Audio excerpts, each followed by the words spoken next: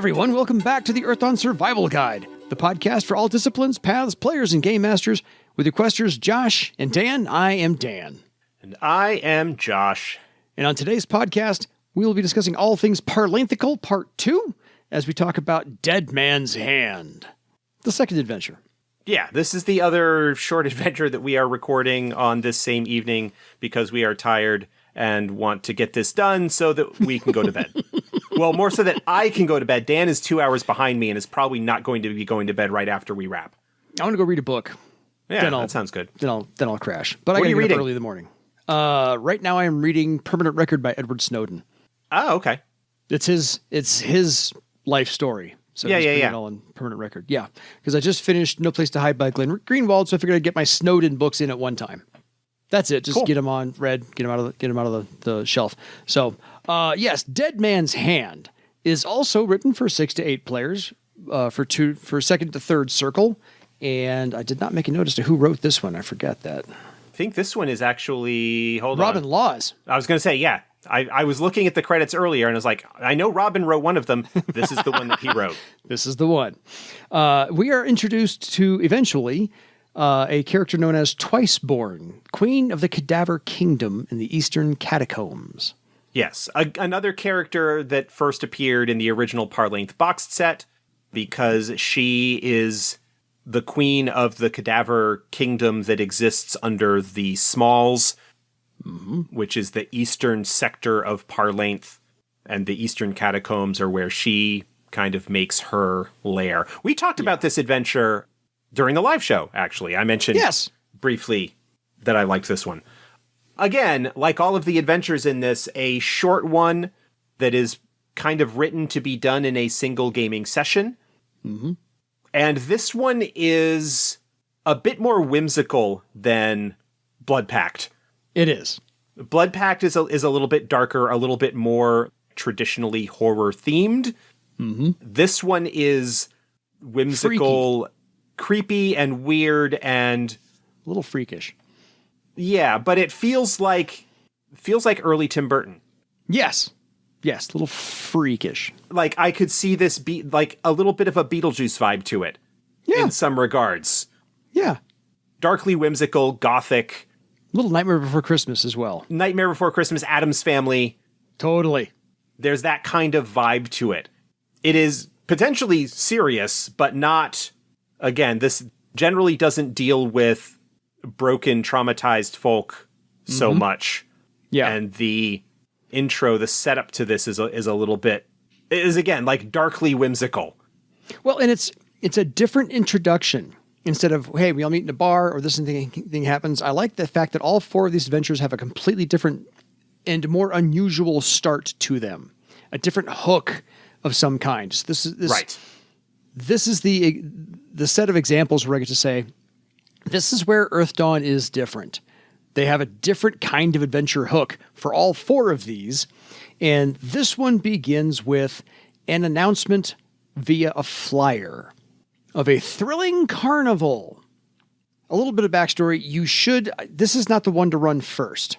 I ran this one third on purpose. So I changed the order around. I ran the first one first and the fourth one fourth, but I switched the 2 in the middle. So Dead Man's Hand, I ran third, and it almost requires you to have an NPC that the group makes friends of in some fashion or form. They rely on Sekra from the first one, which is why we're talking about it now. But I think I ran it where it was more one of the player characters' lives was at stake and not Sekra's. Or do I have that one wrong? Well, the adventure recommends Cendric is the name, not Sekra. Okay, that's where I got it wrong.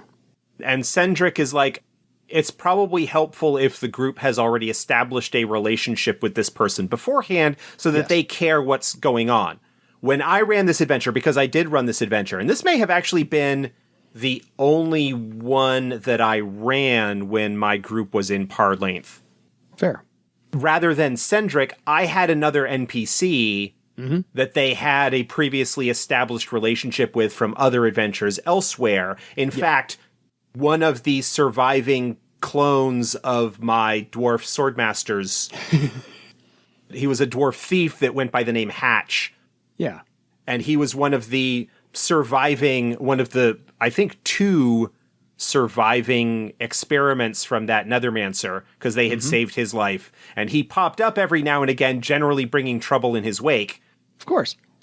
So he would be perfect for this. Yeah, exactly. They had gotten to Parlainth in pursuit of the plot thread relating to the Swordmaster's origin story, and Hatch came along with them. I forget exactly why, whether they tracked him down and said, hey, you're involved in this, do you want to find out what's going on as well? Or whether he was like, oh, you guys are leaving? Well, I guess I'll come along. Not that I have any rapid reason to leave Bartertown or anything right now. Yep. But basically was along with them, and he was the one that ended up getting dragged into things. And of course, they had to rescue him because they had a relationship with him. He was kind of connected to the whole reason that they were there in Parlainth, and they couldn't just let him go. Twist.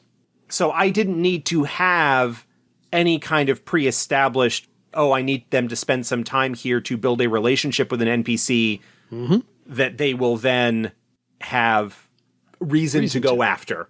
Yeah, you already had your troublesome. Right. I had my hook already in place. Yes. He was exactly the kind of character that would get into this sort of trouble. Totally. Sounds like it. I agree entirely. You had a completely much better setup.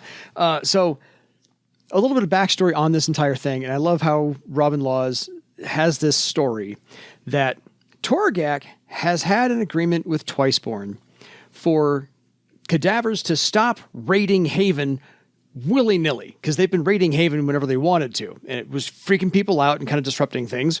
And so he made an agreement with Twiceborn that they got to wander through Haven one night of the year, the 13th day of the month, right before the winter solstice. And they could just roam unmolested through the town from dusk until dawn. So the entire town was allowed, and everybody had to promise not to mess with the cadaver men that just wandered through town. This army of undead. That's not creepy at all, but it only happened one day a year. However, Twiceborn has not really gone along with that the last decade or so. It was a mutual thing. Yes. The cadaver folk would raid Haven, and then the Havenites would send adventurers down into the catacombs and kill a bunch of cadaver men. And both sides kind of realized that this was was not tenable in the long term. Yeah, this isn't working the way we thought it would. And so the cadavers actually abducted Torgak and took him before Twiceborn, and Twiceborn was like, look, if I agree to stop coming in to Haven and causing you problems, because I am an enlightened ruler, do you agree not to send people down to kill us? Like, we stay out of your business, you stay out of ours, except for this one thing. And Torgak's like, yeah, that makes sense. Okay, great. Yeah.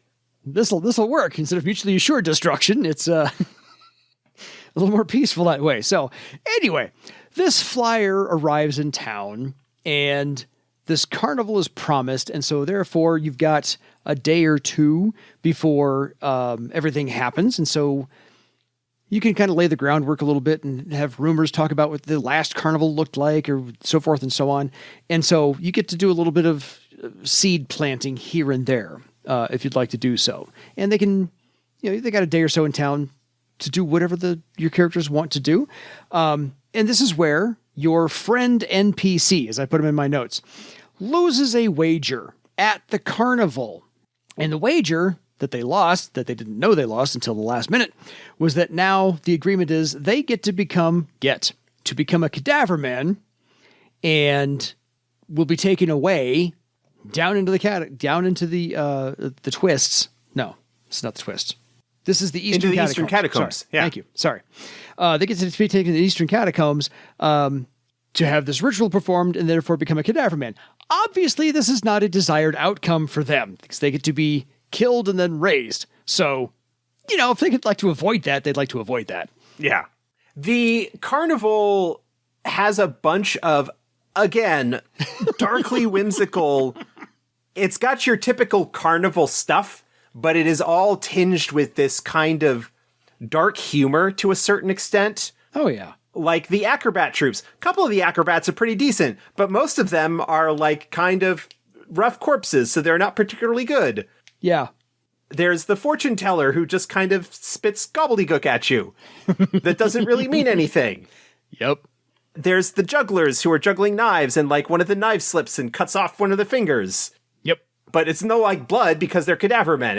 And then I think that probably the best one is after all of these things, there's the knife thrower where it's like, okay, they've got a cadaver man strapped to the wheel that's spinning around in the knife thrower and you expect, oh, great. And nope, actually knife thrower is pretty good, and he doesn't hit him at all.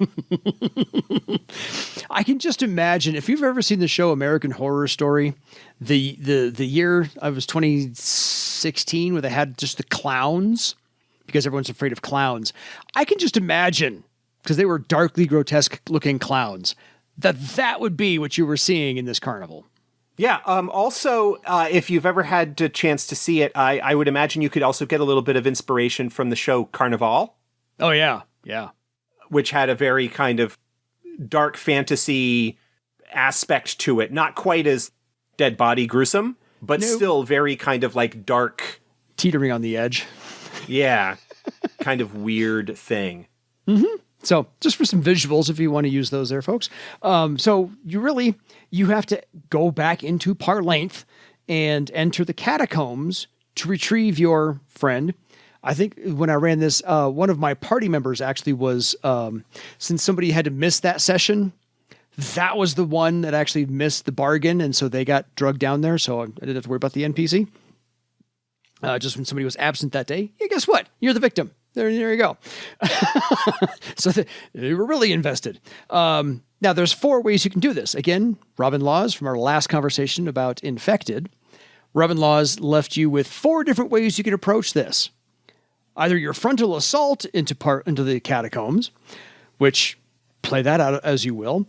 You can negotiate an audience with the guards to be allowed toward Twiceborn. Third option, you can disguise yourself and try and sneak in and infiltrate the place. Again, if you've got somebody who's really good at disguise self and disguise others. Or the fourth one, there are some windling bandits in there, and you have to navigate the catacombs without getting lost. So there's a little side jaunt, windling bandits as a little distraction for your party to get used to fighting a little bit in the close quarters you have down there. But otherwise, that's pretty much it. So whichever tactic your party decides to choose, the author has figured out how to handle that. So all 3 of those are in there. Yes. Now, the other bit of things here is that the master of ceremonies of the carnival is a recently deceased adventurer who is looking to leverage his new status and is ambitious and looking to overthrow Twiceborn and take the throne himself. Yes. So that he can then do away with the deals that Torgak and Twiceborn had and try and expand his kingdom to a certain extent. Mm-hmm. It is partly at his plotting that the bet goes awry and the person is taken down into the depths. And it is through this plot, either the discovery of it ahead of time, which is information that could potentially be used to get into the kingdom, or by showing up down there and thwarting the plot, because basically the player characters show up just as Lenethriel tips his hand and makes his move. And so if the player characters successfully defend Twiceborn, which is feels like a weird thing to say out of context, but understanding the situation and knowing what's going on and knowing that Twiceborn, despite being a weird ancient Theron to Scrang cadaver person, is actually something that passes for a decent monarch that ultimately has only the best interests of her subjects at heart, as gruesome and undying as they may be. Yeah. And so defeating Lenethriel and the rebels, in a sense, protecting Twiceborn from the attempted coup, earns them a boon, and that boon essentially allows them to get their friend out of danger. Well, the funny thing is they have to figure out which horse to back in this race. Because both Lenethriel and Twiceborn promise the same thing. Hey, we'll spare your friend if you help our side. Yeah. Okay, so that's the whole. I like how Robin threw this in. Like, okay, which horse are you going to back? Because they're both promising the same thing. So if you look at it, yeah, Lenethriel probably has a smaller force, and Twiceborn has been doing this a while. You know, figure out how you're going to back on that one. Yeah, the ultimate thing is that long term there really isn't any much change, even if the player characters side with Lenethriel. Mm-hmm. He was a little bit overambitious and didn't realize that most of the cadavers would support Twiceborn. And so he takes off. He's like, I guess this isn't going to work. And he flees. And the Garmek that are horrors that are intimately entwined with the kingdom and are responsible largely for having animated a lot of its residents. Yeah. And there is a sort of a couple of different options on what their actual relationship is with Twiceborn and the Cadaver Kingdom. Yeah. Yeah, even if the player characters attack Twiceborn and kill her, the Garmek will just bring her back afterwards. Yes, because I was going to say, aside from just dealing with an army of cadavers on either side, you have 6 Garmek that show up. Yeah. There are potential ramifications and consequences of what might eventually come about. Obviously, it's a little bit difficult. The player characters are free to do what they want and just have to deal with the consequences of it after. And again, the weirdness of Twiceborn's kingdom. Yes. Again, I get the afterlife from Beetlejuice feeling of what's going on in terms of just this kind of whimsically macabre attitude. You know, little bit Beetlejuice, little bit Addams Family, maybe a little bit Hot Topic. Fair. Pull from all of your like 90s goth influences. Yeah. The Crow and all of that kind of American stuff. Horror Story, yeah. Yeah. So it's this is dark but lighthearted gothic. Yeah. This is not horror the way that Blood Pact was horror. No. This is just, hey, you're in Parlainth. There's some weird stuff that goes down from time to time. Whimsically creepy. Yeah. I like me a bit of whimsy. Yes, this is a fun one, which is why I waited to do this one just to throw everybody off kilter, because I did two Parlainth adventures where they were pretty straightforward, and then this one really turned it on its head. You're like, oh, I thought I knew. No, you don't know. No, you thought you knew what to expect. You don't even know. So this one doesn't have any listed treasure other than you get to save your NPC friend's life or your cohort like I ran. Any 4th edition updates on any stat blocks you see? I mean, there are probably new stat blocks or different stat blocks for the Garmek. Yeah, figured. The Cadaver Men obviously kind of have their own stat block. I think Twiceborn might be given a stat block in the Legends of Barsaive, because there is one adventure that features her, and she may have a stat block in that one. Although maybe not, because you're definitely not intended to fight her. If they don't have stats, you can't fight them. The adventure that she shows up in is called Once Bitten, Twice Born. Well, yeah. Thank you, Great White. Oh, it's not even in... that must be Chapter 9. It's not in Compendium 1. It's in one of the Act 3. Ah, gotcha. Pretty sure it's Chapter 9. So, Compendium 2. Yeah, it will be in Compendium 2. She may have a stat block in there, and I'm not going to pull up the PDF to check, but she may have a slightly different stat block in there, and that's fine. Yeah, no worries. I don't really see a way to draw this one out or expand it, because again, I think there's a ticking clock aspect to this. You know, rescue your friend in time before the ritual. Yeah, the way that you would draw this out is with the Carnival. More interactions, or if you can come up with other strange things that the Cadaver Men might be doing at the Carnival or whatever, yeah. Some more details there, and maybe role-playing interactions with them and such could potentially draw things out. But again, this is a one evening, one session kind of adventure, probably knocked out in a single night. Yeah. This is a 3 or 4 hour type thing, which is fine. I mean, all 4 of these are just a little dabble or a taste of what Parlainth can offer you in the box set that you get to expand upon later if you'd like to do so. Yeah. And again, a bunch of like role-playing interaction stuff and then a fight at the end for the most part. Yeah. So not even really railroady, just there's options of how you want to get to that fight. But other than that, there's it's linear in a sense, but there are multiple ways to get to the resolution. Yeah. So there's the resolution is not necessarily guaranteed. Yeah. There's just not a big payoff. There's no treasure. There's no magical treasure. There's just, you get to save your friend's life. That's pretty much it. And you get to go back to Haven and you're done. On to the next. So it's a nice little interluding like chapter. This is one actually that I think could drop in really, really nicely in a Legends of Barsaive home campaign. Totally. If you're running Legends of Barsaive as a home game, this is one that you could drop in as an interlude, especially a little bit later in maybe the first arc of it. Mm-hmm. The only thing that you would need to keep in mind is you would want to look at Once Bitten, Twice Born, that adventure, and things would potentially change in that adventure based on the interactions and what happened in this one. Yeah. But you would have plenty of NPCs that you could wrangle into being the one in trouble that they go down after. Yeah. And even if the group is for some reason not particularly inclined to go after them, you have the adventuring companies that could be like, hey, could you do this for us? Mm-hmm. Absolutely.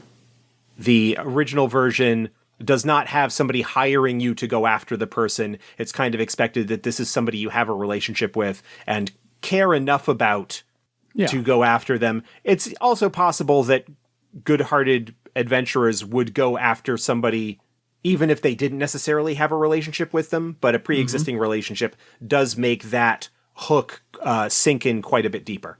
Agreed. I liked this one. I have fond memories of this one as well. I don't remember how anybody resolved anything or how they decided to get in, but it was, I didn't check my notes. Anyway, any final thoughts? Changes, updates? I vacillate between this one and Desire Box as my favorite adventure in this collection. Fair. Because both of them are just weird. In the best way.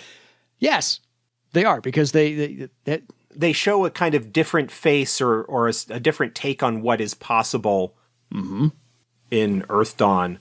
For any kind of adventure. Yeah, for any kind of adventure. This was copyright 1994, so this was fairly early, the game's run. Yeah. Well, then happy 30th anniversary since it's 2024. Yeah.